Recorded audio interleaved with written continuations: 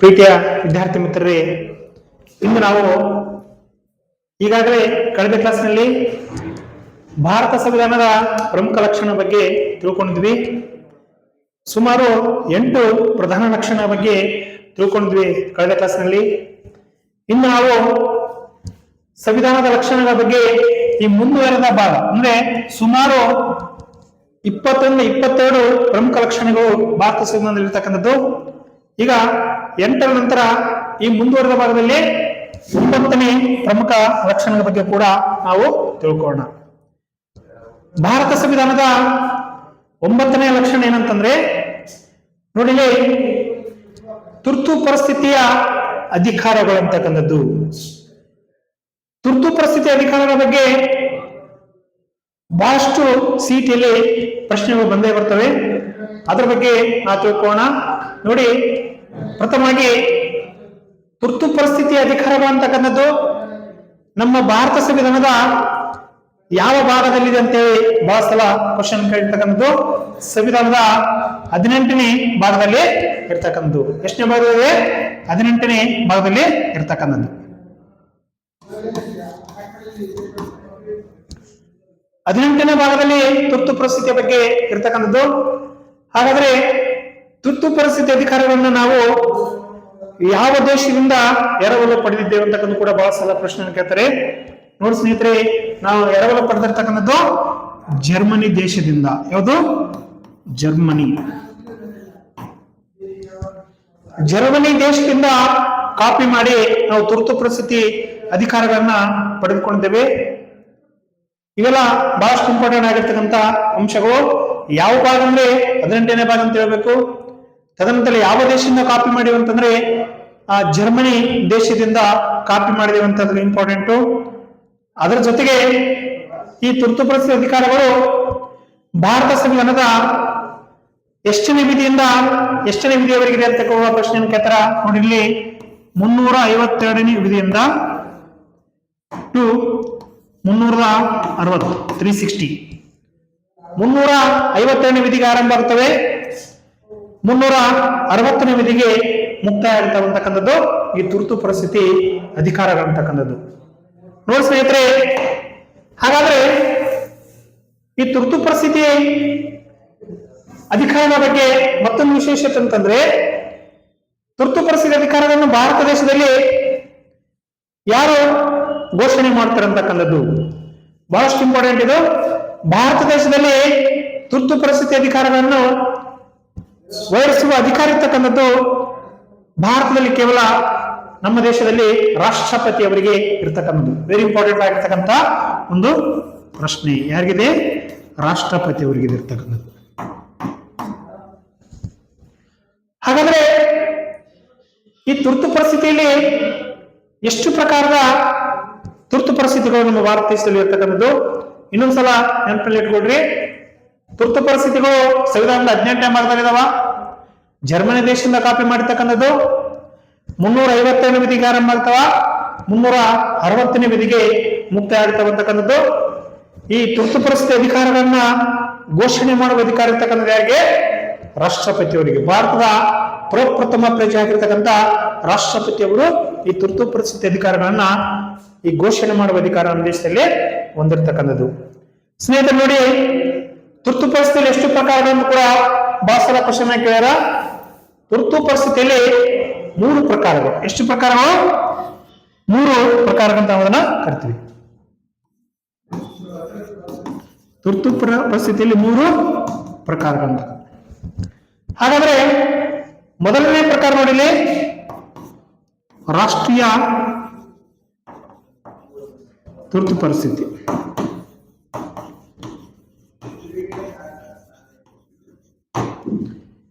ಮುನ್ನೂರ 52ನೇ ವಿಧಿಯ ಪ್ರಕಾರ 352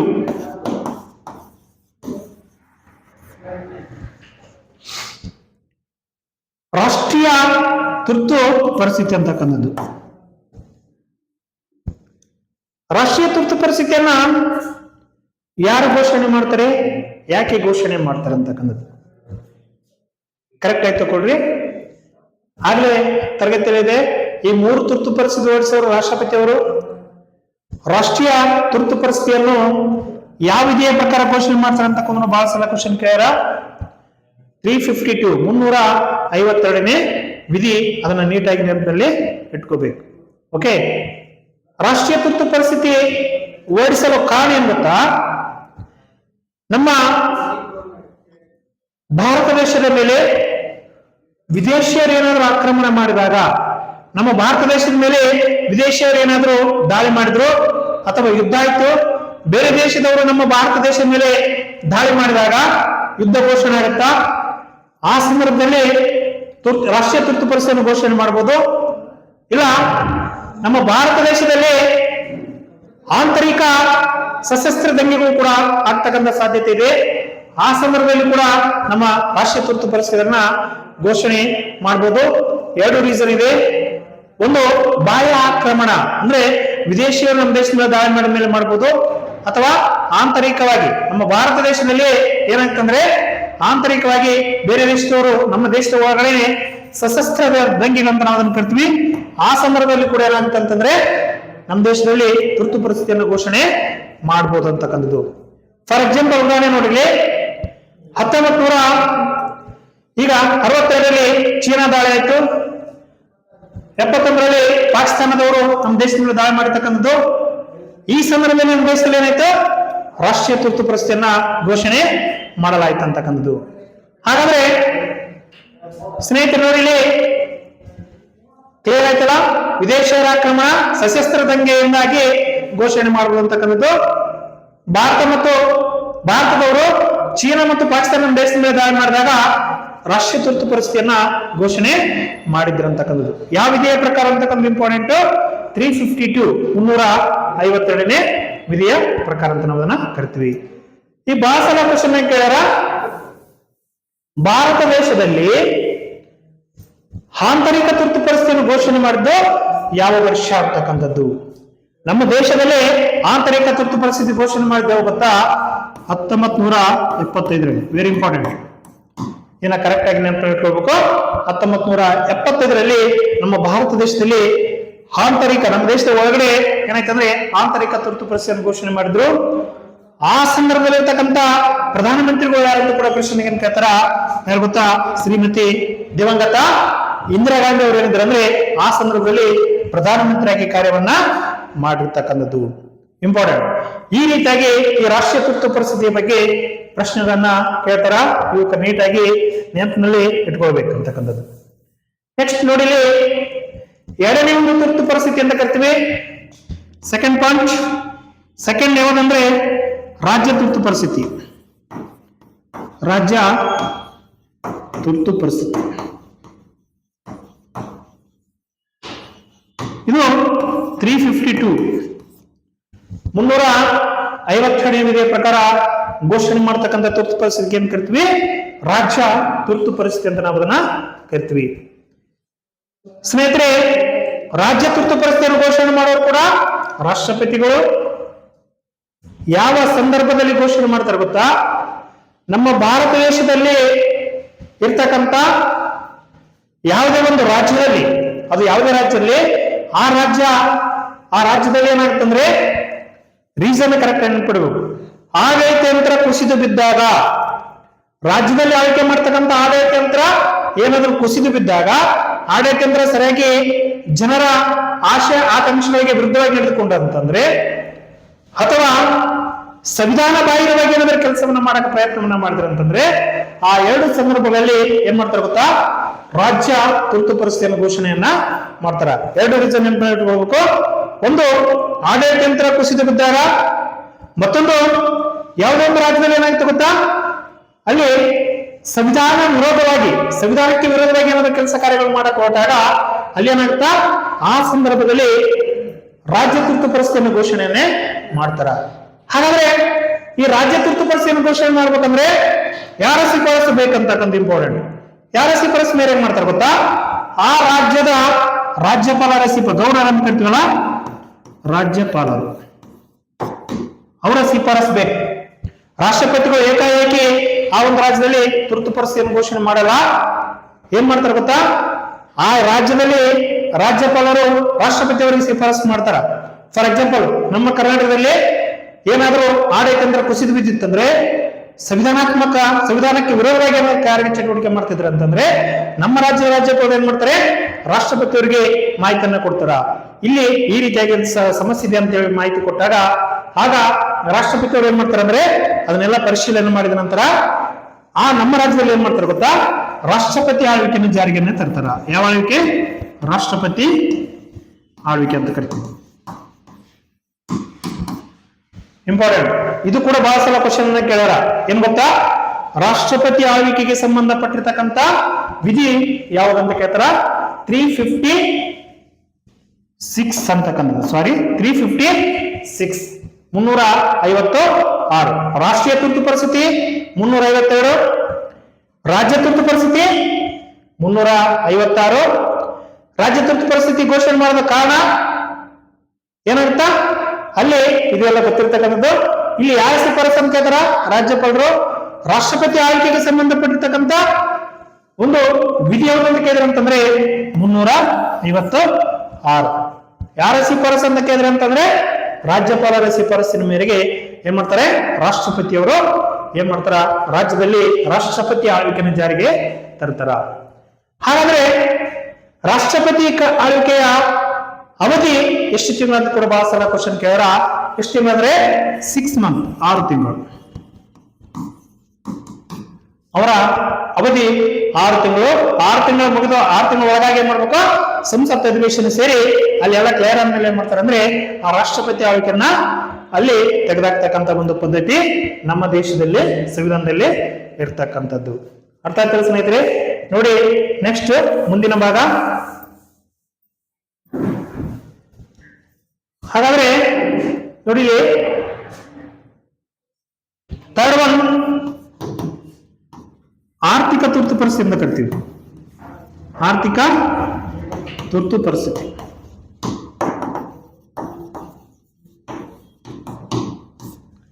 ಆರ್ಥಿಕ ತುರ್ತು ಪರಿಸ್ಥಿತಿ ಸಂವಿಧಾನದ ಎಷ್ಟೇ ವಿಧಿ ಅಂತ ಕೇಳ್ತಾರ? 360. 360ನೇ ವಿಧಿ ಯಾವುದಕ್ಕೆ ಸಂಬಂಧಪಟ್ಟಿದೆ? ಈ ಹಣಕಾಸಿನ ತುರ್ತು ಪರಿಸ್ಥಿತಿಗೆ ಸಂಬಂಧಪಟ್ಟಿದೆ ಅಂತಕ್ಕಂಥದ್ದು. ಇದು ಬಹಳಷ್ಟು ಸಲ ಕ್ವಶನ್ ಕೇಳಿದ್ರೆ ಭಾರತ ದೇಶದಲ್ಲಿ ಆರ್ಥಿಕ ತುರ್ತು ಪರಿಸ್ಥಿತಿಯನ್ನು ಘೋಷಣೆ ಮಾಡಲು ಕಾರಣ ಪ್ರಮುಖವಾಗಿರ್ತಕ್ಕಂಥ ಕಾರಣ ಏನ್ ಗೊತ್ತಾ? ಯಾವುದೇ ಒಂದು ದೇಶದಲ್ಲಿ, ಯಾವ ದೇಶ ಆದರೂ ಇಲ್ಲೇ ಆ ದೇಶದಲ್ಲಿ ಆರ್ಥಿಕ ಬಿಕ್ಕಟ್ಟು ಉದ್ಭವಿಸಿದಾಗ ಒಡಿಸುವ ಒಂದು ಪರಿಸ್ಥಿತಿ ನಾವೇನ್ ಕರಿತೀವಿ? ಆರ್ಥಿಕ ತುರ್ತು ಪರಿಸ್ಥಿತಿ ಅಂತ ನಾವು ಅದನ್ನ ಕರಿತೀವಿ. ಇದು ಯಾವ ವಿಧಿಯ ಪ್ರಕಾರ ಅಂತ ಕೇಳ್ತಾರ? 360 ಅಂತಕ್ಕಂಥದ್ದು ಕರೆಕ್ಟ್ ಆಗಿ ನೆನ್ಪಿಟ್ಕೋಬೇಕು. ಹಾಗಾದ್ರೆ ಇದನ್ನು ಘೋಷಣೆ ಮಾಡಿರ್ತಕ್ಕಂಥವ್ರು ಯಾರು ನಮಗೆಲ್ಲ ಗೊತ್ತಿರ್ತಕ್ಕಂಥದ್ದು ರಾಷ್ಟ್ರಪತಿಯವರು. ಬಹಳ ಸಲ ಕನ್ಫ್ಯೂಸ್ ಮಾಡಕ ಕ್ವಶನ್ ಅನ್ನು ಕೇಳ್ಯಾರ. ಆಪ್ಷನ್ ಏನ್ ಮಾಡ್ತಾರೆ ಗೊತ್ತಾ? ಭಾರತದಲ್ಲಿ ಇಲ್ಲಿಯವರೆಗೆ ಎಷ್ಟು ಬಾರಿ ಆರ್ಥಿಕ ತುರ್ತು ಪರಿಸ್ಥಿತಿಯನ್ನು ಘೋಷಣೆ ಮಾಡಲಾಗಿದೆ ಕ್ವಶನ್ ಕೇಳ್ತಾರ. ಏನ್ ಮಾಡ್ತಾರ? 1 ಬಾರಿ, 2 ಬಾರಿ, 4 ಬಾರಿ, 1 ಬಾರಿ ಕೂಡ ಇಲ್ಲ.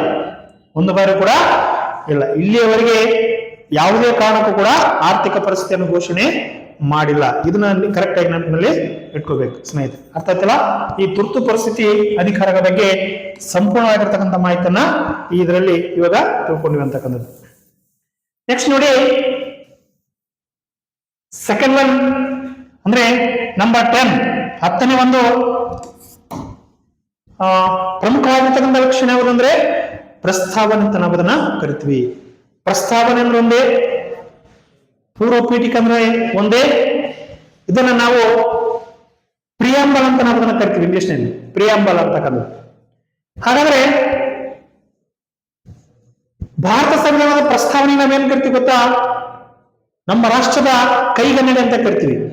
ಇಡೀ ದೇಶದ ಕನ್ನಡಿ, ಕೈಗನ್ನಡಿ, ರಾಷ್ಟ್ರದ ಕೈಗನ್ನಡಿ ಅಂತ ಯಾವ್ದು ಕರಿತೀವಿ ಅಂದ್ರೆ ಪ್ರಸ್ತಾವನೆ ಅಥವಾ ಪ್ರಿಯಾಂಬಲ್ಗೆ ನಾವು ಅದನ್ನ ಕರಿತೀವಿ. ನೋಡಿ ಸ್ನೇಹಿತರೆ, ಈ ಪ್ರಸ್ತಾವನೆ ಯಾವ ರೀತಿಯಾಗಿ ಆರಂಭ ಆಗುತ್ತೆ ಗೊತ್ತಾ?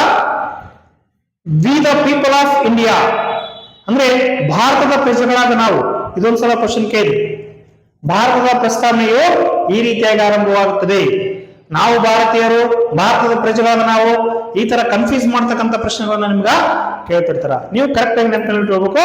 ಯಾವ ರೀತಿಯಾಗಿ ಆರಂಭ ಆಗುತ್ತೆ ಅಂದ್ರೆ ಪ್ರಸ್ತಾವನೆ ಭಾರತದ ಪ್ರಜೆಗಳಾದ ನಾವು, ಈ ರೀತಿಯಾಗಿ ಆರಂಭ ಆಗುತ್ತೆ. ಭಾರತದ ಪ್ರಜೆಗಳಾದ ನಾವು, ಈ ರೀತಿಯಾಗಿ ಆರಂಭ ಆಗುತ್ತೆ. We the people of India ಅಂತ ನಾವು ಅದನ್ನ ಕರಿತೀವಿ. ಭಾರತದ ಪ್ರಜೆಗಳಾದ ನಾವು ಭಾರತವನ್ನು ಒಂದು ಸಾರ್ವಭೌಮ, ಭಾರತವನ್ನು ಯಾವ ರಾಷ್ಟ್ರ ಅಂತ ಕರಿತೀವಿ? ಸಾರ್ವಭೌಮ. ಸಾರ್ವಭೌಮ ಅಂತಂದ್ರೆ ಒಂದೇ, ಪರಮಾಧಿಕಾರ ಅಂತಂದ್ರೆ ಒಂದೇ, ಕನ್ಫ್ಯೂಸ್ ಮಾಡ್ಕೋಬಾರ್ದು. ಪರಮಾಧಿಕಾರ. ಭಾರತ ದೇಶ ಯಾವಾಗ ಸ್ವತಂತ್ರ ಆಯ್ತು ಅಂತಂದ್ರೆ ಈಸಿಯಾಗಿ ಹೇಳ್ತೀರಿ, 1947 ಆಗಸ್ಟ್ 15 ಅಂತೇಳಿ. ಅದೇ ಕ್ವಶನ್ ಅನ್ನ ನಿಮ್ ಕನ್ಫ್ಯೂಸ್ ಮಾಡಕ್ ಏನ್ ಮಾಡ್ತಾರೆ ಅಂದ್ರೆ, ಭಾರತ ಸಾರ್ವಭೌಮ ರಾಷ್ಟ್ರ ಆಗಿದ್ದು ಯಾವಾಗ ಅಂತ ಕೇಳಿದ್ರೆ ಸೇಮ್ 1947 ಆಗಸ್ಟ್ 15 ಅಂತ ನಾವು ಅದನ್ನ ಕರಿತೀವಿ. ಯಾಕಂತ ಸಾರ್ವಭೌಮ ಅಂತಂದ್ರೆ ಏನ್ ಗೊತ್ತಾ, ವಿಶ್ವದಲ್ಲಿ ಯಾವುದೇ ಒಂದು ರಾಷ್ಟ್ರದಲ್ಲಿ ಆ ರಾಷ್ಟ್ರ ಎರಡು ಪರಮಾಧಿಕಾರಿಯನ್ನ ಪಡ್ಕೊಂಡಿರ್ಬೇಕು. ಯಾವುದು? ಒಂದು ಆಂತರಿಕವಾಗಿ, ನಮ್ಮ ಭಾರತ ದೇಶ ಏನಾಗಿತ್ತು ಗೊತ್ತಾ, ನಾವು ಆಂತರಿಕವಾಗಿ ಮತ್ತು ಬಾಹ್ಯವಾಗಿ ಸಂಪೂರ್ಣವಾಗಿ ಸ್ವತಂತ್ರವಾಗಿರ್ತಕ್ಕಂಥ ಒಂದು ರಾಷ್ಟ್ರ ನಾವೇನ್ ಕರಿತೀವಿ ಅಂತಂದ್ರೆ ಪರಮಾಧಿಕಾರ ರಾಷ್ಟ್ರ ಅಂತ ಕರಿತೀವಿ. ನಾವು ಆಂತರಿಕವಾಗಿ ಸ್ವತಂತ್ರ ಆಗಿದ್ವಿ, ಬಾಹ್ಯವಾಗಿ ಬ್ರಿಟಿಷರ ಅಧೀನದಲ್ಲಿ ಇದ್ವಿ. ಯಾವಾಗ 1940 ಆಗಸ್ಟ್ 15 ನಾವು ಸ್ವತಂತ್ರ ಪಡ್ಕೊಂಡ್ವಲ್ಲ, ಆಗೇನಾಯ್ತು ಗೊತ್ತಾ, ನಾವು ಸಂಪೂರ್ಣವಾಗಿ ಸ್ವತಂತ್ರ ಆಗಿದ್ವಿ. ಅಂದ್ರೆ ಸಾರ್ವಭೌಮ ಏನ್ ಗೊತ್ತಾ, ಆಂತರಿಕವಾಗಿ ಮತ್ತು ಬಾಹ್ಯವಾಗಿ ಸಂಪೂರ್ಣವಾಗಿ ಸ್ವತಂತ್ರವಾಗಿರ್ತಕ್ಕಂಥ ಒಂದು ರಾಷ್ಟ್ರಕ್ಕೆ ಏನ್ ಕರಿತೀವಿ ಅಂತಂದ್ರೆ ಅದನ್ನ ನಾವು ಸಾರ್ವಭೌಮ ರಾಷ್ಟ್ರ ಅಂತ ನಾವು ಅದನ್ನ ಕರಿತೀವಿ. ಭಾರತ ಪ್ರಸ್ತುತ ಯಾವ ರಾಷ್ಟ್ರ? ಸಾರ್ವಭೌಮ ರಾಷ್ಟ್ರ ಅಂತ ನಾವು ಅದನ್ನ ಕರಿತೀವಿ. ಭಾರತದ ಪ್ರಜೆಗಳ ನಾವು ಭಾರತವನ್ನು ಸಾರ್ವಭೌಮ ಸಮಾಜವಾದಿ ರಾಷ್ಟ್ರ ಅಂತ ಕರಿತೀವಿ. ನಮ್ಮ ದೇಶನ ಸಮಾಜವಾದಿ ಅಂತಕ್ಕಂಥದ್ದು. ಮತ್ತೆ ಜಾತ್ಯತೀತ ಮತ್ತು ಲೌಕಿಕ ರಾಷ್ಟ್ರ ನಮ್ಮ ದೇಶ. ಅದು ಮುಂದಿನ ಕ್ಲಾಸ್ ನಲ್ಲಿ ಪಾಯಿಂಟ್ ಅಲ್ಲಿ ಬರ್ತದೆ, ಅದರ ಬಗ್ಗೆ ಎಕ್ಸ್ಪ್ಲೇನ್ ಮಾಡೋಣ. ಜಾತ್ಯತೀತವಾಗಿರ್ತಕ್ಕಂಥ ರಾಷ್ಟ್ರ. ಆಮೇಲೆ ಪ್ರಜಾಸತ್ತಾತ್ಮಕ ರಾಷ್ಟ್ರ ಅಂತ ಕೂಡ ನಮ್ಮ ದೇಶನ ಕರಿತೀವಿ. ಪ್ರಜಾಸತ್ತಾತ್ಮಕ ಅಂದ್ರೆ ಏನ್ ಗೊತ್ತಲ್ಲ, ಪ್ರಜೆಗಳಿಗಾಗಿ ಪ್ರಜೆಗಳಿಂದ ಇರ್ತಕ್ಕಂಥ ಒಂದು ಸರ್ಕಾರಕ್ಕೆ ಅಂತ ಕರಿತೀವಿ. ಪ್ರಜೆಗಳಿಗೋಸ್ಕರ ಇರ್ತಕ್ಕಂಥ ಸರ್ಕಾರವನ್ನ ಪ್ರಜಾಪ್ರಭುತ್ವ ಅಂತ ನಾವು ಕರಿತೀವಿ. ಈ ವಾಕ್ಯ ಇರ್ತಕ್ಕಂಥ ಯಾರು ಗೊತ್ತಾ, ಅಮೆರಿಕ ದೇಶದ ಮಾಜಿ ಅಧ್ಯಕ್ಷರಾಗಿರ್ತಕ್ಕಂಥ ಅಬ್ರಹಾಂ ಲಿಂಕನ್ ಅವರು ಹೇಳಿರ್ತಕ್ಕಂಥದ್ದು. ಅದರ ಜೊತೆಗೆ ನಮ್ಮ ಭಾರತ ದೇಶವನ್ನ ಗಣರಾಜ್ಯ ರಾಷ್ಟ್ರ ಅಂತ ಕೂಡ ನಾವು ಅದನ್ನ ಕರಿತೀವಿ. ಈ ಪ್ರಸ್ತಾವನೆಯಲ್ಲಿ ಈ ಎಲ್ಲ ವಿಷಯಗಳು ಇರ್ತಕ್ಕಂಥದ್ದು. ಗಣರಾಜ್ಯದ ಮುಖ್ಯಸ್ಥರು ಯಾವ ಕರಿತಂದ್ರೆ ರಾಷ್ಟ್ರಪತಿ ಅವರು. ಕರೆಕ್ಟ್ ಆಗಿ ನೆನಪು ನೋಡು, ಗಣರಾಜ್ಯದ ಮುಖ್ಯಸ್ಥರು ರಾಷ್ಟ್ರಪತಿ ಅವರು ಇರ್ತಾರಂತಕ್ಕಂಥದ್ದು. ನೋಡಿ, ನಮ್ಮ ದೇಶದಲ್ಲಿ ಧರ್ಮ ಉಪಾಸನೆಯಲ್ಲಿ ಸ್ವಾತಂತ್ರ್ಯವನ್ನು ಕೊಡಬೇಕು, ಅಂತಸ್ತು ಮತ್ತು ಅವಕಾಶಗಳಲ್ಲಿ ಸಮಾನತೆಯನ್ನು ಕೊಡಬೇಕು.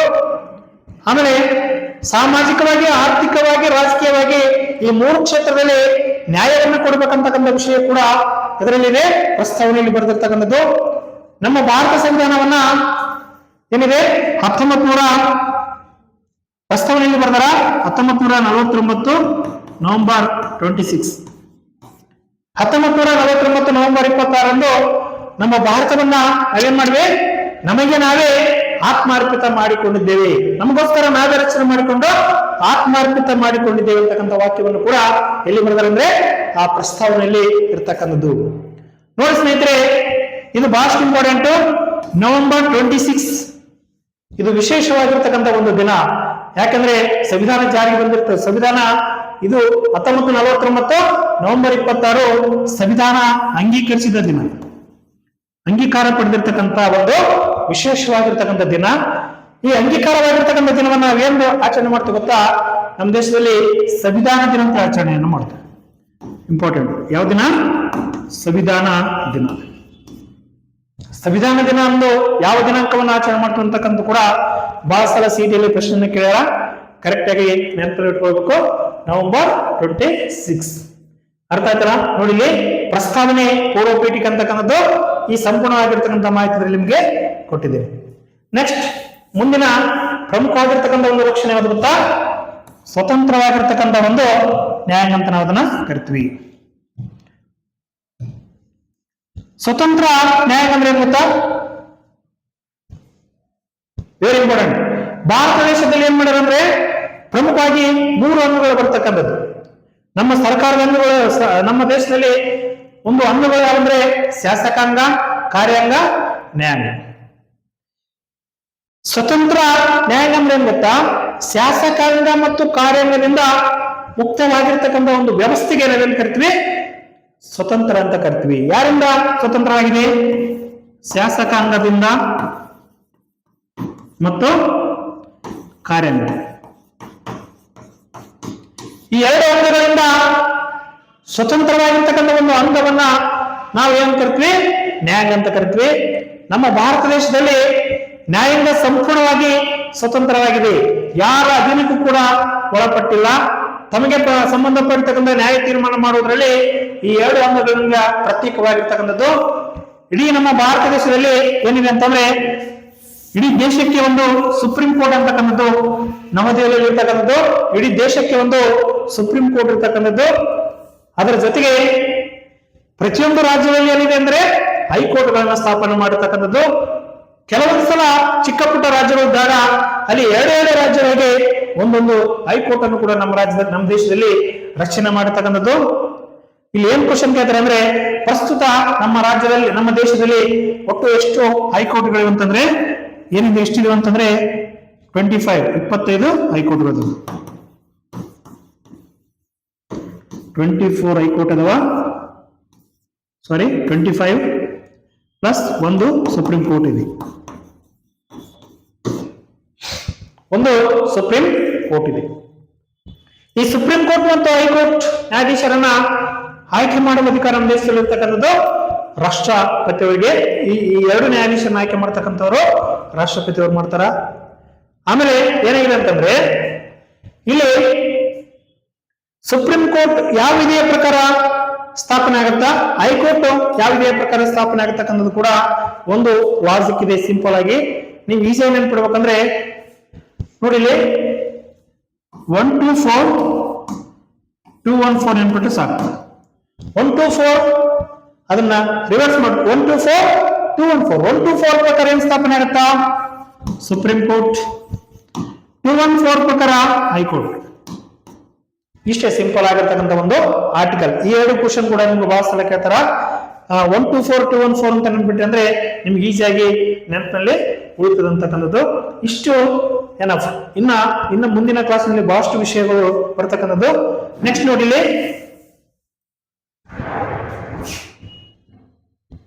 ಹನ್ನೆರಡನೇ ಒಂದು ಪ್ರಮುಖವಾಗಿರ್ತಕ್ಕಂಥ ಒಂದು ಲಕ್ಷಣ ಏನಂದ್ರೆ ಪಂಚಾಯತ್ ರಾಜ್ ವ್ಯವಸ್ಥೆ. ಪಂಚಾಯತ್ ರಾಜ್ ವ್ಯವಸ್ಥೆ ಅಂತಕ್ಕಂಥದ್ದು ಭಾರತ ದೇಶದಲ್ಲಿ ಪಂಚಾಯತ್ ರಾಜ್ ವ್ಯವಸ್ಥೆ ಅಂತ ಕೂಡ ಬಹಳಷ್ಟು ಇಂಪಾರ್ಟೆಂಟ್.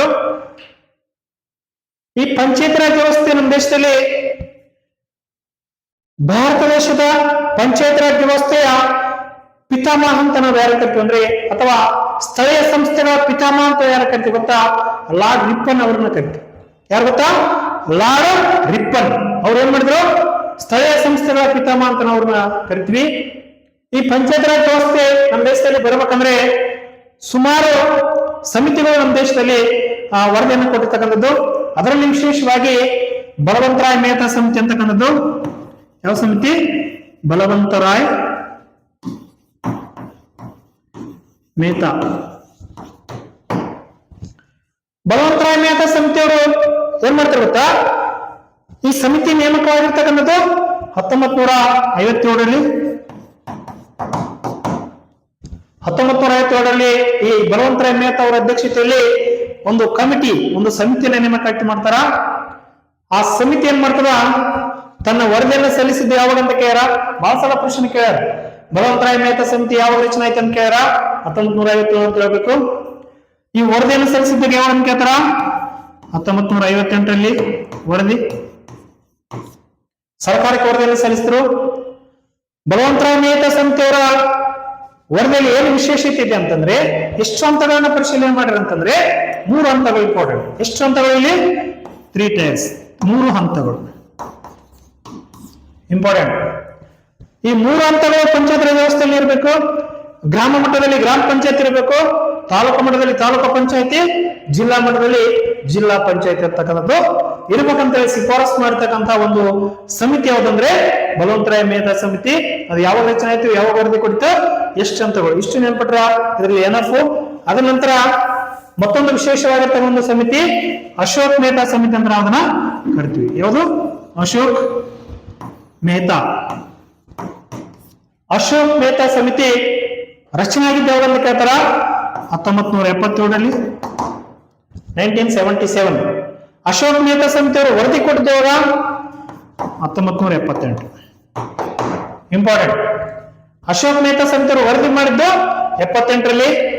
ಅಶೋಕ್ ಮೆಹ್ತಾ ಸಮಿತಿಯವರು ಎಷ್ಟು ಹಂತಗಳ ಪಂಚಾಯತ್ ರಾಜ್ ವ್ಯವಸ್ಥೆಗೆ ಶಿಫಾರಸು ಮಾಡಿದ ಅಂತ ಕೇಳ್ತಾರ? Very important. ಇಲ್ಲಿ 2 ಹಂತ, 2 ಹಂತಗಳು. ಅರ್ಥ ಆಗಲ್ಲ? ಬಲವಂತರಾಯ ಮೆಹ್ತಾ ಸಮಿತಿ ಮಾಡಿದ್ದು 3 ಹಂತಗಳು. ಅಶೋಕ್ ಮೆಹ್ತಾ ಸಮಿತಿ ಅವರು ಮಾಡ್ತಕ್ಕಂಥದ್ದು 2 ಹಂತಗಳಂತ ನಾವು ಅದನ್ನ ಕರಿತೀವಿ. ಆದ್ರೆ ನಮ್ಮ ದೇಶದಲ್ಲಿ ಏನ್ ಮಾಡಿದ್ರೆ ಗೊತ್ತಾ? ಬಲವಂತರಾಯ ಮೆಹ್ತಾ ಸಮಿತಿಯವರು ಶಿಫಾರಸು ಮಾಡಿದ್ರಲ್ಲ, ಆ ಬಲವಂತರಾಯ ಮೆಹ್ತಾ ಸಮಿತಿಯವರ ಶಿಫಾರಸಿನ ಆಧಾರದ ಮೇಲೆ 1959ರಲ್ಲಿ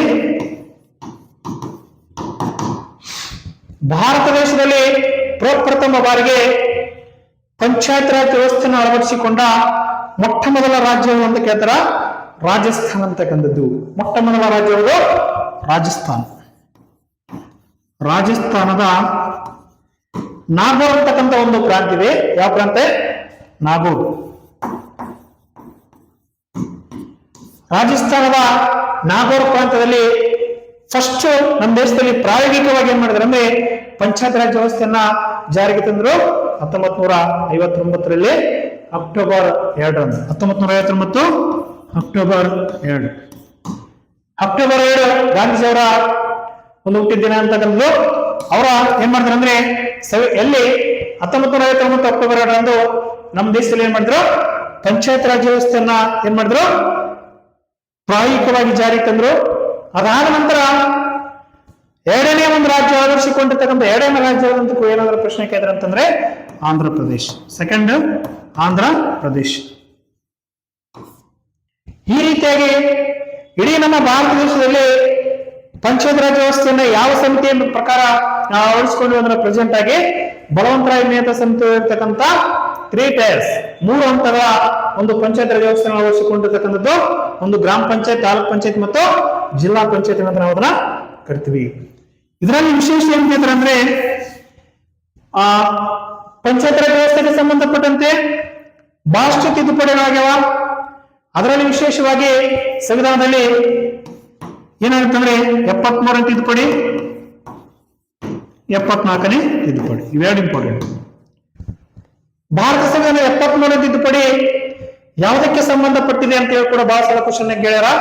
73ನೇ ತಿದ್ದುಪಡಿ ಇಲ್ಲಿ ಸ್ಥಳೀಯ ಸರ್ಕಾರಗಳಿಗೆ ಸಂಬಂಧಪಟ್ಟಿದೆ. ಸ್ಥಳೀಯ ಸರ್ಕಾರ. ಹಾಗಾದ್ರೆ 74ನೇ ತಿದ್ದುಪಡಿ ನಗರ ಸ್ಥಳೀಯ ಸಂಬಂಧಪಟ್ಟಿದೆ. ನಗರ ಪ್ರದೇಶಗಳಿಗೆ ಸಂಬಂಧಪಟ್ಟಿದ್ದು, ನಗರ ಸ್ಥಳೀಯ ಸರ್ಕಾರಗಳಿಗೆ ಸಂಬಂಧಪಟ್ಟಿದ್ದು. ಈ ರೀತಿಯಾಗಿ 73 ಮತ್ತು 74ನೇ ತಿದ್ದುಪಡಿ ಯಾವುದಕ್ಕೆ ಸಂಬಂಧಪಟ್ಟವಂತಂದ್ರೆ ಪಂಚಾಯತ್ ರಾಜ್ ವ್ಯವಸ್ಥೆಗೆ ಸಂಬಂಧಪಟ್ಟಿರ್ತಕ್ಕಂಥದ್ದು.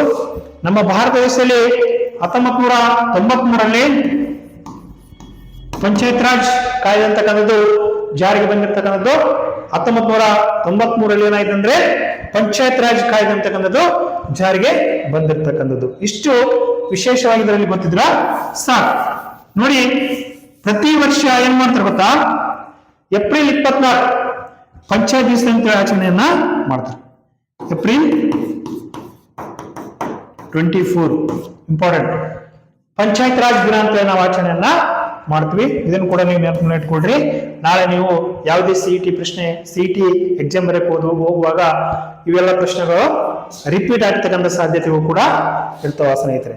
ನೆಕ್ಸ್ಟ್ ಮುಂದಿನ ಒಂದು ಪ್ರಮುಖವಾಗಿರ್ತಕ್ಕಂಥ ಲಕ್ಷಣ ನೋಡಿ, ವೆರಿ ಇಂಪಾರ್ಟೆಂಟ್ ಆಗಿರ್ತಕ್ಕಂಥ ಒಂದು ಲಕ್ಷಣ, ನಮ್ಯ ಮತ್ತು ಅನನ್ಯ ಸಂವಿಧಾನಗಳ ಮಿಶ್ರಣ. ನಮ್ಯ ಮತ್ತು ಭಾರತ ಸಂವಿಧಾನ ಹೆಂಗಿದೆ ಗೊತ್ತಾ? ಸಂಪೂರ್ಣವಾಗಿ ನಮ್ಯ ಸಂವಿಧಾನ ಕೂಡ ಅಲ್ಲ, ಸಂಪೂರ್ಣ ಅನನ್ಯ ಸಂವಿಧಾನ ಕೂಡ ಅಲ್ಲ. ನಮ್ಯ ಅಂದ್ರೆ ಏನ್ ಗೊತ್ತಾ? ನಮ್ಯ ಅಂದ್ರೆ ಸರಳವಾಗಿರ್ತಕ್ಕಂಥ ಒಂದು ಸಂವಿಧಾನ ಅಂತ ಕರಿತೀವಿ. ನೋಡಿ, ಭಾರತ ಸಂವಿಧಾನ ತಿದ್ದುಪಡಿ ಮಾಡ್ಬೇಕಂದ್ರೆ ಕೆಲವೊಂದ್ಸಲ ಸರಳವಾಗಿರ್ತಕ್ಕಂಥ ವಿಧಾನವನ್ನು ಬಳಕೆ ಮಾಡಬಹುದು. ಸಂಸತ್ತಿನಲ್ಲಿ ನಮ್ಯ ಅಂದ್ರೆ ಏನ್ ಗೊತ್ತಾ? ಸಂಸತ್ತಿನ 2/3 ಒಪ್ಪಿಗೆ ಇದ್ರೆ ಸಾಕು. ಸಂಸತ್ತಿನ 2/3 ಒಪ್ಪಿಗೆ ಮೂಲಕ ಅತಿ ಸರಳ ವಿಧಾನದ ಮೂಲಕ ಸಂವಿಧಾನವನ್ನು ತಿದ್ದುಪಡಿ ಮಾಡಿದ್ರೆ ಅದನ್ನ ನಾವೇನ್ ಕರಿತೀವಿ, ನಮ್ಮೆ ಸಂವಿಧಾನ ಅಂತ ನಾವು ಅದನ್ನ ಕರಿತೀವಿ. ನಮ್ಮೆ ಸಂವಿಧಾನಕ್ಕೆ ಪರ್ಫೆಕ್ಟ್ ಆಗಿರ್ತಕ್ಕಂಥ ಒಂದು ಉದಾಹರಣೆ ಯಾವುದಂದ್ರೆ ಇಂಗ್ಲೆಂಡ್. ಯಾವುದು? ಇಂಗ್ಲೆಂಡ್ ದೇಶ ಅಂತಕ್ಕಂಥದ್ದು ನಮ್ಮ ಸಂವಿಧಾನಕ್ಕೆ ಅತಿ ಉತ್ತಮವಾಗಿರ್ತಕ್ಕಂಥ ಒಂದು ಉದಾಹರಣೆ ಅಂತ ನಾವು ಅದನ್ನ ಕರಿತೀವಿ. ಅನನ್ ಅಂದ್ರೆ ಏನ್ ಗೊತ್ತಾ? ಅನನ್ ಅಂದ್ರೆ ಕಠಿಣ ಅಂತ ನಾವು ಅದನ್ನ ಕರಿತೀವಿ. ಕೆಲವೊಂದು ಸಲ ನಮ್ಮ ಭಾರತ ಸಂವಿಧಾನವನ್ನು ತಿದ್ದುಪಡಿ ಮಾಡ್ಬೇಕಂತಂದ್ರೆ ಅಲ್ಲಿ ಕೆಲವು ವಿಷಯಗಳು ಬಂದಾಗ ಕಠಿಣವಾಗಿರ್ತಕ್ಕಂಥ ವಿಧಾನವನ್ನು ಕೂಡ ಬಳಕೆ ಮಾಡ್ಬೇಕಾಗತ್ತಾ? ಹೆಂಗ್ ಗೊತ್ತಾ? ಭಾರತ ಸಂವಿಧಾನವನ್ನು ತಿದ್ದುಪಡಿ ಮಾಡುವ ಸಂದರ್ಭದಲ್ಲಿ ವಿಶೇಷ ವಿಧಾನವಾಗಿರ್ತಕ್ಕಂಥ ವಿಶೇಷ ವಿಧಾನ ಬಳಸ್ತಾರೆ. ಏನ್ ಗೊತ್ತಾ? ಸಂಸತ್ತಿನ 2/3 ಒಪ್ಪಿಗೆ ಬೇಕು, ಇಲ್ಲಂತಲ್ಲ. ಸಂಸತ್ತಿನ 2/3 ಒಪ್ಪಿಗೆ ಜೊತೆಗೆ ಮತ್ತು ಎಲ್ಲಾ ರಾಜ್ಯಗಳ ಅರ್ಧದಷ್ಟು ಅಂದ್ರೆ 1/2 50%, ಎಲ್ಲಾ ರಾಜ್ಯಗಳ ಅರ್ಧದಷ್ಟು ಒಪ್ಪಿಗೆ ಮೂಲಕ ಭಾರತ ಸಂವಿಧಾನವನ್ನು ತಿದ್ದುಪಡಿ ಮಾಡಿದ್ರೆ ಅದನ್ನ ನಾವೇನ್ ಕರಿತೀವಿ? ಅನನ್ಯ ಸಂವಿಧಾನ ಅಂತ ನಾವು ಅದನ್ನ ಕರಿತೀವಿ. ಹಾಗಾದ್ರೆ ಅನನ್ಯ ಸಂವಿಧಾನಕ್ಕೆ ಪರ್ಫೆಕ್ಟ್ ಉದಾಹರಣೆ ಅಂದ್ರೆ ಅಮೆರಿಕ, ಯುಎಸ್ಎದಲ್ಲಿ ಏನಿದೆ ಅಂದ್ರೆ ಅನನ್ಯ ಸಂವಿಧಾನ ಇರ್ತಕ್ಕಂಥದ್ದು. ಇಂಗ್ಲೆಂಡ್ ನಲ್ಲಿ ನಮ್ಮಿದೆ. ನಮ್ಮ ದೇಶದಲ್ಲಿ ಹೆಂಗಿದೆ? ನಮ್ಮೆ ಅಂದ್ರೆ ಕೆಲವು ವಿಷಯಗಳು ಬಂದಾಗ ಸರಳ ವಿಧಾನ ಬಳಸ್ತಾರ, ಕೆಲವು ವಿಷಯಗಳು ಬಂದಾಗ ಏನ್ ಮಾಡ್ತಾರ? ಕಠಿಣ ವಿಧಾನವಾಗಿರ್ತಕ್ಕಂಥ ಸಂಸತ್ತಿನ 2/3 ಒಪ್ಪಿಗೆ ಜೊತೆಗೆ ಎಲ್ಲಾ ರಾಜ್ಯಗಳ ಒಪ್ಪಿಗೆ ಪಡ್ತಕ್ಕಂಥ ಬಹಳಷ್ಟು ಕಷ್ಟದ ವಿಷಯ.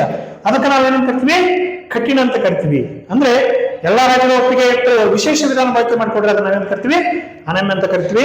ನಮ್ಮ ದೇಶದಲ್ಲಿ ಹೆಂಗಿದೆ? ನಮ್ಮೆನೂ ಇದೆ, ಅನನ್ಯ ಇದೆ. ಅದು ಸಮಯ ಸಂದರ್ಭಗಳಿಗೆ ತಕ್ಕಂತೆ ವಿಷಯಗಳ ತಿದ್ದುಪಡಿಗೆ ಸಂಬಂಧಪಟ್ಟಂತೆ 2 ರೀತಿಯ ವಿಧಾನ ಬಳಕೆ ಮಾಡೋದ್ರಿಂದ ನಾವೇನೇನ್ ಕರಿತೀವಿ? ನಮ್ಯ ಮತ್ತು ಅನನ್ಯ ಸಂವಿಧಾನಗಳ ಮಿಶ್ರಣ ಅಂತ ನಾವು ಅದನ್ನ ನಮ್ಮ ದೇಶದ ಸಂವಿಧಾನವನ್ನು ನಾವೇನ್ ಮಾಡ್ತೀವಿ? ಕರಿತೀವಿ ಅಂತಕ್ಕಂಥದ್ದು. ನೆಕ್ಸ್ಟ್ ನೋಡಿ ಸ್ನೇಹಿತರೆ,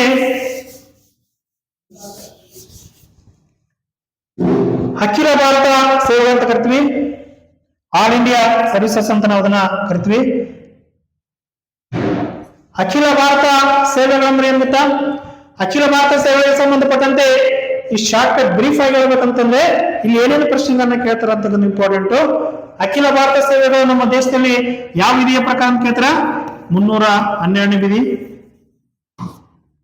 312ನೇ ವಿಧಿ ಯಾವುದಕ್ಕೆ ಸಂಬಂಧಪಟ್ಟಿದೆ ಅಂದ್ರೆ ಅಖಿಲ ಭಾರತ ಸೇವೆಗಳಿಗೆ ಸಂಬಂಧಪಟ್ಟಿದೆ. ಭಾರತ ದೇಶದಲ್ಲಿ ಒಟ್ಟು ಎಷ್ಟು ಪ್ರಕಾರದ ಅಖಿಲ ಭಾರತ ಸೇವೆಗಳಿದೆ ಅಂತ ಕೇಳ್ತಾರ? 3 ಪ್ರಕಾರ. ಅಖಿಲ ಭಾರತ ಸೇವೆಯಲ್ಲಿ ಎಷ್ಟು ಪ್ರಕಾರ ಅಂತ ಕೇಳಿದ್ರೆ 3 ಪ್ರಕಾರ. ಒಂದು IAS, 2 IPS, 3 IFS. IAS ಅಂತಂದ್ರೆ ಇಂಡಿಯನ್ ಅಡ್ಮಿನಿಸ್ಟ್ರೇಟಿವ್ ಸರ್ವಿಸ್ ಅಂತ ಕರಿತೀವಿ, ಭಾರತೀಯ ಆಡಳಿತಾತ್ಮಕ ಸೇವೆ. IFS ಅಂದ್ರೆ ಇಂಡಿಯನ್ ಫಾರೆಸ್ಟ್ ಸರ್ವಿಸ್ ಅಂತ ನಾವು ಅದನ್ನ ಕರಿತೀವಿ. ಥರ್ಡ್ ಒನ್ IPS ಅಂತಂದ್ರೆ ಭಾರತೀಯ ಪೊಲೀಸ್ ಸರ್ವಿಸ್. ಭಾರತೀಯ ಪೊಲೀಸ್ ಸರ್ವಿಸ್ ಅಂತಂದ್ರೆ ಭಾರತದ ಪೊಲೀಸ್ ಸೇವೆಗಳು ಅಂತ ನಾವು ಅದನ್ನ ಕರಿತೀವಿ. ಈ ರೀತಿಯಾಗಿ ಅಖಿಲ ಭಾರತ ಸೇವೆಗಳಿರ್ತಕ್ಕಂಥದ್ದು ಪ್ರತಿಯೊಂದು ಇಡೀ ದೇಶದಲ್ಲಿ, ನಮ್ಮ ದೇಶದಲ್ಲಿ ಕೇಂದ್ರ ಲೋಕ ಸೇವಾ ಆಯೋಗ ಇದೆ. IAS, IPS ಮತ್ತು IFS ಎಕ್ಸಾಮ್ ನಡೆಸಬೇಕಂದ್ರೆ ಪ್ರತಿಯೊಂದು ರಾಜ್ಯದಲ್ಲಿ ಕೂಡ ಆಯಾ ರಾಜ್ಯಕ್ಕೆ ಸಂಬಂಧಪಟ್ಟಂತೆ ನಮ್ಮ ರಾಜ್ಯದಲ್ಲಿ KPS ಇದೆ, ಕರ್ನಾಟಕ ಲೋಕ ಸೇವಾ ಆಯೋಗ ಇದೆ. ಇವ್ರು ಏನ್ ಮಾಡ್ತಾರ? KS, KES ಎಕ್ಸಾಮ್ಗಳನ್ನ ನಡೆಸ್ತಕ್ಕಂಥದ್ದು, KPS ಎಕ್ಸಾಮ್ಗಳನ್ನ ನಡೆಸ್ತಕ್ಕಂಥದ್ದು.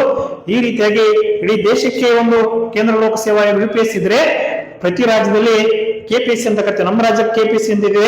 ಆ ರಾಜ್ಯದ ಮೊದಲ ಅಕ್ಷರದಿಂದ ಸ್ಟಾರ್ಟ್ ಆಗ್ತಕ್ಕಂಥ ಒಂದು ಸ್ವತಂತ್ರವಾಗಿರ್ತಕ್ಕಂಥ ಆಯೋಗಗಳು ನಮ್ಮ ದೇಶದಲ್ಲಿ ಇರ್ತಕ್ಕಂಥದ್ದು. ಇದರಲ್ಲಿ ಇವು ಇಂಪಾರ್ಟೆಂಟ್. ಎಷ್ಟು ವಿಧಿ ಅಂತ ಕೇಳ್ತಾರ? 312 ಎಷ್ಟು ಅಖಿಲ ಭಾರತ ಸೇವೆಗಳು, ಇಷ್ಟು ನೀಟಾಗಿ ಕರೆಕ್ಟ್ ಆಗಿ ನೆನಪಲ್ಲಿ ಇಟ್ಕೋಬೇಕು. ನೋಡಿ ಮುಂದಿನ ತರಗತಿ ನೋಡಿ, ಇಲ್ಲಿ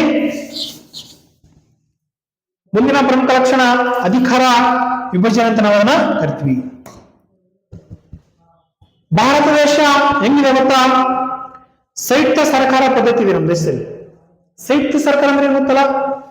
ಒಂದು ರಾಷ್ಟ್ರದ ಅಧಿಕಾರವನ್ನ ಕೇಂದ್ರ, ರಾಜ್ಯ ಮತ್ತು ಸ್ಥಳೀಯ ಸರ್ಕಾರದಲ್ಲಿ ಏನ್ ಮಾಡ್ಕತ್ತಾರ ಅಂತಂದ್ರೆ ಸಂವಿಧಾನಾತ್ಮಕವಾಗಿ ವಿಭಜನೆ ಮಾಡ್ತಾರಲ್ಲ ಅಂತ ಒಂದು ವ್ಯವಸ್ಥೆಗೆ ಏನ್ ಕರಿತೀವಿ ಅಂದ್ರೆ ಸಂಯುಕ್ತ ಸರ್ಕಾರ ಪದ್ಧತಿ ಅಂತ ನಾವು ಅದನ್ನ ಕರಿತೀವಿ. ಹಾಗಾದ್ರೆ ಅಧಿಕಾರ ವಿಭಜನೆಯಲ್ಲಿ ಯಾವ ರೀತಿಯಾಗಿ ವಿಭಜನೆ ಮಾಡಿದ್ರೆ 3 ರೀತಿಯಲ್ಲಿ ಅಧಿಕಾರ ವಿಭಜನೆಯ ಪಟ್ಟಿಗಳು, 3 ಪಟ್ಟಿಗಳು ನಮ್ಮ ದೇಶದಲ್ಲಿ ಅಧಿಕಾರ ವಿಭಜನೆ ಪಟ್ಟಿಗಳು ಮೂರು ಪಟ್ಟಿಗಳಂತ ನಾವು ಅದನ್ನ ಕರಿತೀವಿ. ಒಂದು ಕೇಂದ್ರ ಪಟ್ಟಿ,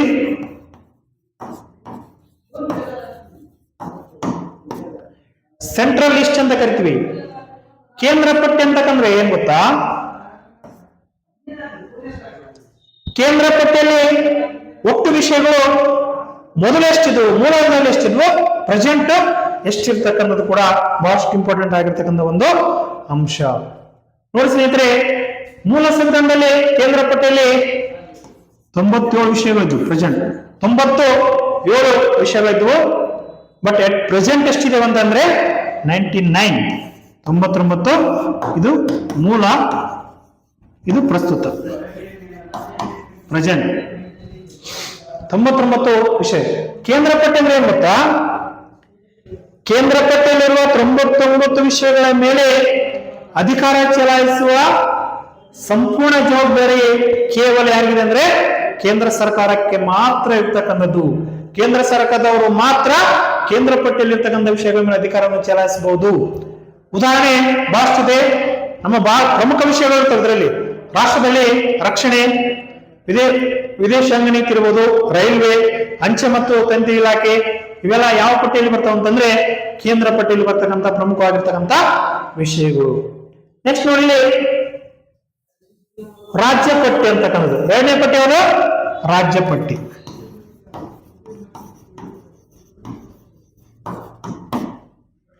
ರಾಜ್ಯ ಪಟ್ಟಿ ಅಂತ ನಾವು ಅದನ್ನ ಕರಿತೀವಿ. ರಾಜ್ಯ ಪಟ್ಟಿಯಲ್ಲಿ ಕೂಡ ಏನಿದೆ ಅಂತಂದ್ರೆ ಮೊದಲು ಎಷ್ಟಿದ್ರು ಅಂತಂದ್ರೆ ಒಟ್ಟು 66 ವಿಷಯಗಳಿದ್ವು. ಮೊದಲು ಸ್ಟಾರ್ಟಿಂಗ್ ಅಲ್ಲಿ 66 ವಿಷಯಗಳಿದ್ವು. ಬಟ್ ಅಟ್ ಪ್ರೆಸೆಂಟ್ 61 ವಿಷಯಗಳು ಇರ್ತಕ್ಕಂಥದ್ದು. 61 ವಿಷಯಗಳು. ಇಲ್ಲಿ ರಾಜ್ಯ ಪಟ್ಟಿ ಅಂದ್ರೆ ಏನ್ ಗೊತ್ತಾ, ಸ್ಟೇಟ್ ಲಿಸ್ಟ್ ಅಂತ ನಾವು ಅದನ್ನ ಕರಿತೀವಿ. ರಾಜ್ಯ ಪಟ್ಟಿಯಲ್ಲಿರುವ ಪ್ರತಿಯೊಂದು ವಿಷಯಗಳ ಮೇಲೆ ಅಧಿಕಾರ ಚಲಾಯಿಸುವ ಸಂಪೂರ್ಣ ಜವಾಬ್ದಾರಿ ಯಾರಿಗಿರ್ತದೆ ಗೊತ್ತಾ, ಆಯಾ ರಾಜ್ಯ ಸರ್ಕಾರಗಳಿಗೆ ಇರ್ತದೆ. ರಾಜ್ಯ ಸರ್ಕಾರಗಳಿಗೆ ಇರ್ತದೆ. ಬಹಳ ಸಲ ಪ್ರಶ್ನೆಯನ್ನ ಕೇಳ್ಯಾರ, ಶಿಕ್ಷಣ ಆರಂಭದಲ್ಲಿ ಯಾವ ಪಟ್ಟಿಯಲ್ಲಿ ಇತ್ತು ಅಂತ ಪ್ರಶ್ನೆಯನ್ನು ಕೇಳ್ತಾರ. ಶಿಕ್ಷಣ ಮೊದಲಲ್ಲಿತ್ತು, ರಾಜ್ಯ ಪಟ್ಟಿಯಲ್ಲಿತ್ತು. ಪ್ರೆಸೆಂಟ್ ಯಾವ ಪಟ್ಟಿಯಲ್ಲಿದೆ ಅಂತ ಕೂಡ ಪ್ರಶ್ನೆಯನ್ನು ಕೇಳ್ತಾರ. ಸಮವರ್ತಿ ಪಟ್ಟಿಯಲ್ಲಿದೆ, ಅಂದ್ರೆ ಕನ್ಕರೆಂಟ್ ಲಿಸ್ಟ್ ಅಂತ ಕರಿತೀವಲ್ಲ, ಆ ಸಮವರ್ತಿ ಪಟ್ಟಿಯಲ್ಲಿ ಶಿಕ್ಷಣ ಇರ್ತಕ್ಕಂಥದ್ದು ಅಂತಕ್ಕಂಥದ್ದು. ಈ ರೀತಿಯಾಗಿ ಇಲ್ಲಿ ಥರ್ಡ್ ಒನ್ ಪಾಯಿಂಟ್ ಯಾವುದು ಗೊತ್ತಾ, ಮೂರನೇ ಪಟ್ಟಿ ಸಮವರ್ತಿ ಪಟ್ಟಿ. ಸ್ನೇಹಿತರೆ, ಸಮವರ್ತಿ ಪಟ್ಟಿ ಅಂದ್ರೆ ಏನ್ ಗೊತ್ತಾ, ಇಲ್ಲಿ ಮೊದಲೆಷ್ಟಿದ್ವು 47 ವಿಷಯ ಇದ್ವು, ಈಗ 52 ವಿಷಯಗಳು ಈ ಸಮವರ್ತಿ ಪಟ್ಟಿಯಲ್ಲಿ ಇರ್ತಕ್ಕಂಥದ್ದು. ಹಾಗಾದ್ರೆ ಸಮವರ್ತಿ ಪಟ್ಟಿಯಲ್ಲಿ ಬರ್ತಕ್ಕಂಥ ಎಲ್ಲಾ 52 ವಿಷಯಗಳ ಮೇಲೆ ಅಧಿಕಾರವನ್ನು ಚಲಾಯಿಸುವುದು ಯಾರಿಗಿರ್ತದಂದ್ರೆ ಕೇಂದ್ರ ಮತ್ತು ರಾಜ್ಯ ಸರ್ಕಾರಗಳಿಗಿರ್ತದೆ. ಕೇಂದ್ರ ಮತ್ತು ರಾಜ್ಯ ಎರಡೂ ಸರ್ಕಾರಗಳು ಏನ್ ಮಾಡ್ತಾರೆ ಅಂತಂದ್ರೆ ಆ 52 ವಿಷಯಗಳ ಮೇಲೆ ಏನ್ ಮಾಡುವುದು, ಅಧಿಕಾರವನ್ನ ಚಲಾಯಿಸುವ ಒಂದು ಶಕ್ತಿ ಇರ್ತದೆ ಅಂತ ಕರಿತೀವಿ. ಇದರಲ್ಲಿ ಒಂದು ಇಂಪಾರ್ಟೆಂಟ್ ಏನಿದೆ ಅಂತಂದ್ರೆ, ಆ ಅಧಿಕಾರ ಚಲಾಯಿಸುವ ಸಂದರ್ಭದಲ್ಲಿ ಕೇಂದ್ರ ಮತ್ತು ರಾಜ್ಯ ಸರ್ಕಾರಗಳ ನಡುವೆ ಏನಾದರೂ ಪ್ರಾಬ್ಲಮ್ ಆಯ್ತಂದ್ರೆ, ಸಮಸ್ಯೆ ಆಯ್ತಂತಂದ್ರೆ